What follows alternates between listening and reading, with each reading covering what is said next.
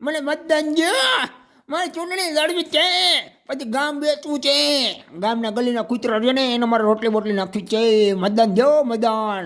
તમારે ઘરેથી જે કંઈ ખાનું હરનું બનવું હોય છે એ બધું કઢવાય મને મતદાન દો. ચૂંટણી લડવી જ છે, ચૂંટણી લડવી જ છે. મતદાન દો. હું મતનું ભીખ માંગુ છું, ભીખ ભીખ માંગુ છું, ભીખ ભીખ દો મને, ભીખ.